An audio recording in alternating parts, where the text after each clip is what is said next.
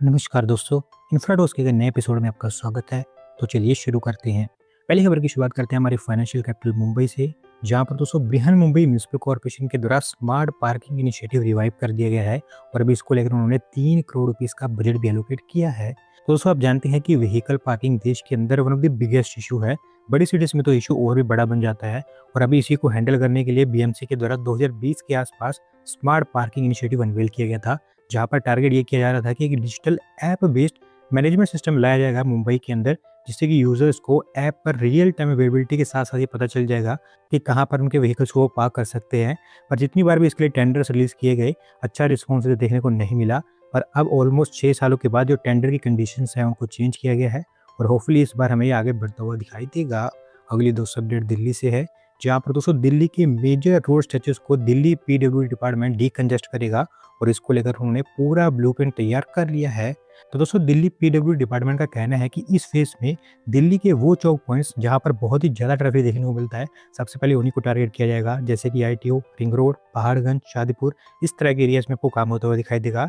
150 kilometre की total length के roads के ऊपर काम होना है, जहां पर रिक्वायरमेंट्स के अकॉर्डिंग फ्लाईओवर्स, अंडरपासेस, जंक्शंस और एलिवेटेड कॉरिडोर्स बनाए जाएंगे। फिलहाल 18 के आसपास प्रोजेक्ट्स यहाँ पर प्लान किए गए हैं, जिनकी कुल मिलाकर लेंथ 46 किलोमीटर के आसपास है और यहाँ पर मेजोरिटी में फ्लाईओवर्स और अंडरपासेस को ही तैयार किया जाएगा।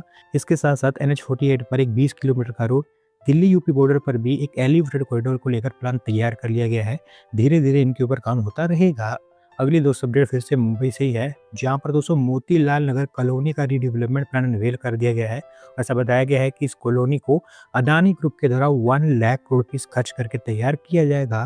तो दोस्तों मोतीलाल नगर कॉलोनी मुंबई के गोरेगांव के अंदर है, जो फैली है 143 एकड़ के एरिया में और भी यहाँ पर जो हाउसेस की कंडीशन है वो काफ़ी ज़्यादा खराब है, जिसके चलते इसको रीडेवलपमेंट की ज़रूरत है, वो भी अर्जेंट बेसिस पर। और यही कारण है कि Mumbai housing area development authority के द्वारा इसके ऊपर तेजी से काम स्टार्ट किया गया है। अडानी ग्रुप की यहाँ पर सक्सेसफुल बिल्डर सामने निकल कर आया था, तो उन्हीं को यहाँ पर कॉन्ट्रैक्ट दिया गया है। रीडेवलपमेंट के अंतर्गत 28 लाख स्क्वायर मीटर का टोटल फ्लोर स्पेस इंडेक्स यहाँ पर जनरेट होगा, जिसमें से 17 लाख स्क्वायर मीटर का अडानी ग्रुप को दिया जाएगा। बाकी 3.7 लाख स्क्वायर मीटर महाडा के पास होगा, जबकि 6.44 लाख स्क्वायर मीटर के एरिया में मोतीलाल नगर के जो टेनेंट्स हैं उनके लिए हाउसेस बनाए जाएंगे। मोटे मोटे अगर आप देखें तो इंफ्रास्ट्रक्चर और अमेनिटीज के ऊपर 36,000 करोड़ रुपये अडानी ग्रुप खर्च करेगा, जबकि अगले 10-15 सालों में यानी कि पूरे पीरियड के लाइफ साइकिल के अंदर 1 लाख करोड़ रुपये से ऊपर की यहाँ पर इन्वेस्टमेंट होगी। अगली दोस्तों अपडेट हमारी रेलवेज की तरफ से है, जहाँ पर दोस्तों east west dedicated freight corridor के ऊपर काम आगे बढ़ता हुआ दिखाई दे रहा है, क्योंकि अभी DFCCL के ऑफिशियल्स के द्वारा बताया गया है कि इस फ्रेट कॉरिडोर को लेकर लैंड एक्विजिशन स्टार्ट हो चुका है। दोस्तों east west dedicated freight corridor के बारे में आप जानती हैं, क्योंकि रिसेंटली इसको बजट के दौरान ही हमारे फाइनेंस मिनिस्टर के द्वारा अनाउंस किया गया था। और क्योंकि ईस्टर्न डेडिकेटेड फ्रेट कॉरिडोर और वेस्टर्न डेडिकेटेड फ्रेट कॉरिडोर में लैंड एक्विजिशन में काफ़ी बड़ी प्रॉब्लम थी, तो DFCCL चाहता है कि यहाँ पर तेजी से लैंड एक्विजिशन कंप्लीट किया जाए, ताकि फ्यूचर में जब इसका कंस्ट्रक्शन स्टार्ट हो तो लैंड एक्विजिशन की कोई प्रॉब्लम बचे ही ना। अभी फिलहाल मैं आपको बता दूं कि गुजरात के सूरत से वेस्ट बंगाल के दानकुनी के बीच में कॉरिडोर बनेगा। 2052 किलोमीटर के आसपास इसकी लेंथ होगी। इन बिटवीन उड़ीसा, छत्तीसगढ़, महाराष्ट्र और मध्य प्रदेश जैसे स्टेट से पास होगा। DFCCL के अकॉर्डिंग 6 साल के आसपास का समय लगेगा इसके कंस्ट्रक्शन के लिए, जिसमें से 1.5 साल का समय तो लैंड एक्विजिशन के ऊपर लगेगा, जबकि 4.5 साल के अंदर अंदर इसका कंस्ट्रक्शन कंप्लीट करने का टारगेट है। 2.47 लाख करोड़ रुपये की बड़ी इन्वेस्टमेंट इसके ऊपर की जाएगी और एक बार ये तैयार हो जाता है तो डेली बेसिस पर 120 से ज़्यादा ट्रेन को हैंडल कर पाएगा। अगली दोस्तों अपडेट रेलवेज की तरफ से है, जहाँ पर दोस्तों राइट्स लिमिटेड के द्वारा लोकोमोटिव एक्सपोर्ट का कॉन्ट्रैक्ट कंप्लीट कर दिया गया है, क्योंकि 2 लोकोमोटिव्स का फाइनल बैच पोर्ट ऑफ मापुटो जो कि मोजाम्बिक के अंदर है वहाँ पर पहुँचा दिया गया है। दोस्तों अगर वो नहीं पता तो मैं आपको बता दूं कि मोजाम्बिक के द्वारा 10 लोकोमोटिव्स ऑर्डर किए गए थे भारत से, राइट्स लिमिटेड के द्वारा पूरी डील की गई थी, जहाँ पर डिसाइड हुआ था कि 3300 हॉर्स पावर की AC डीजल इलेक्ट्रिक लोकोमोटिव्स यहाँ पर खरीदे जाएंगे। और आपको बता दूं कि इन सारे के सारे लोकोमोटिव्स को बनारस लोकोमोटिव वर्क्स के अंदर मैन्युफैक्चर किया जा रहा था। पिछले साल से ही इन लोकोमोटिव्स की डिलीवरी हो रही थी और अभी रिसेंटली 2 लोकोमोटिव का फाइनल बैच एक्सपोर्ट किया गया है, जिसके चलते पूरी की पूरी डील कंप्लीट हो चुकी है। अगली दोस्तों अपडेट भी हमारी रेलवेज की तरफ से ही है, जहाँ पर दोस्तों ट्रेन और कोचेस की मेंटेनेंस को लेकर पुणे रेलवे डिवीजन के द्वारा एक नया कोच डिपो सेटअप किया जाएगा।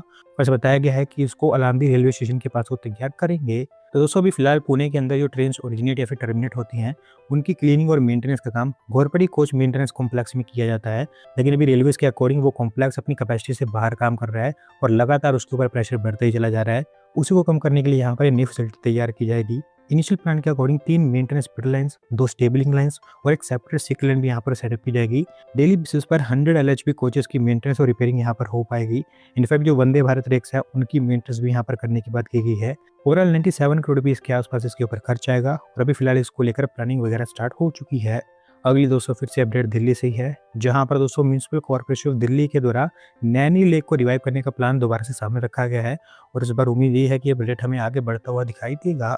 तो दोस्तों नैनी लेक दिल्ली के मॉडल टाउन के अंदर लोकेटेड है और लंबे समय से कोशिश की जा रही है कि इसको रिवैम्प किया जाए। इनफैक्ट 2022 में सेंट्रल गवर्नमेंट के अमृत सरोवर मिशन के अंतर्गत भी इसको चुना गया था, लेकिन एडमिनिस्ट्रेटिव इश्यूज के चलते कभी ये काम आगे बढ़ ही नहीं पाया। In fact municipal corporation of Delhi की तरफ से यहाँ पर प्रॉब्लम्स आ रही थी, पर अब उनके द्वारा खुद ही वो प्रॉब्लम सॉल्व कर दी गई हैं और ऐसा बताया गया है कि वो 10 करोड़ रुपीज़ के आसपास इसके ऊपर खर्च करेंगे। ओवरऑल इस प्रोग्राम के अंतर्गत होगा ये कि अभी इस लेक को जहाँ पर बोरवेल के पानी के थ्रू सस्टेन किया जाता है, रिडेवलपमेंट के बाद इसको नेचुरल ग्राउंड वाटर के थ्रू सस्टेन किया जा सकेगा।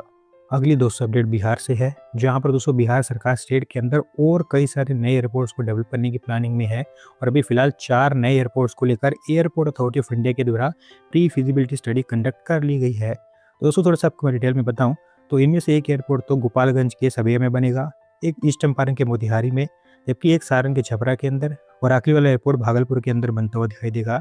अभी जो प्री फिजिबिलिटी स्टडीज यहाँ पर कंडक्ट की जा रही है वहाँ पर हर साइड की technical feasibility, potential passenger demand, runway length और ओरिएंटेशन, लैंड सूटेबिलिटी और ओवरऑल इंफ्रास्ट्रक्चर रिक्वायरमेंट जैसी सारी चीज़ों को एग्जामिन किया जा रहा है।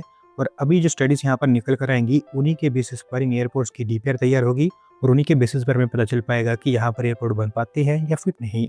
अगली दोस्तों अपडेट सिविल लाइन्स को लेकर है, जहाँ पर दोस्तों सेंट्रल गवर्नमेंट ने कॉलोनियल एरा के कॉन्सेप्ट और नोमेनक्लेचर को चेंज करने का एक और नया प्लान सामने रख दिया है और इस वजह से बताया गया है कि सिविल लाइन्स जो कि काफ़ी फेमस नाम है देश के अलग अलग एरियाज़ के अंदर, इसको देश भर में हटा दिया जाएगा। तो दोस्तों इसका मैं आपको थोड़ा सा बैकग्राउंड समझाऊं तो देश की मल्टीपल स्टेट्स और सिटीज़ में आपको सिविल लाइन्स के नाम पर बहुत सारे एरियाज़ देखने को मिल जाएंगे। दिल्ली, यूपी, राजस्थान, हरियाणा, पंजाब, मध्य प्रदेश, बिहार और महाराष्ट्र जैसी स्टेट्स इसके लाइव एग्जाम्पल है।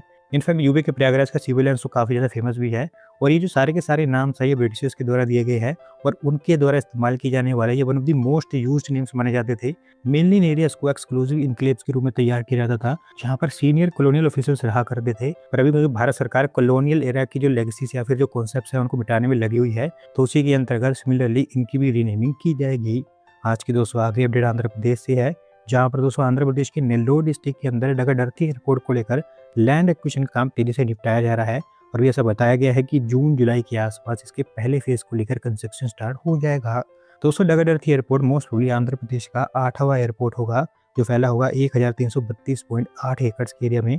मल्टीपल फेजेस में इसको बनाने की बात की गई है, जहां पर पहले फेज में भी लैंड एक्विजिशन का काम हो रहा है और 54 करोड़ रुपए इसके लिए पहले से एलोकेट कर दिए गए थे। वैसे तो ओवरऑल सारे फेजेस को मिलाकर ही एनुअली 15 मिलियन पैसेंजर्स को हैंडल कर पाएगा, लेकिन पहले फेज में इसकी capacity 1.4 million passengers per annum की होगी और अभी जिस हिसाब से यहाँ पर काम चल रहा है मई के आसपास इसके लिए जो सक्सेसफुल बिडर है वो चुन लिया जाएगा और जून जुलाई के आसपास इसको लेकर कंस्ट्रक्शन स्टार्ट कर दिया जाएगा। तो दोस्तों आज की वीडियो में बस इतना ही। अगर आप अपनी तरफ से अपडेट सबमिट करना चाहते हैं तो डिस्क्रिप्शन में दिए गए लिंक पर क्लिक करके सबमिट कर सकते हैं और अगर आज की वीडियो पसंद आई हो तो वीडियो को लाइक करें, चैनल को सब्सक्राइब करें। धन्यवाद वीडियो को देखने के लिए।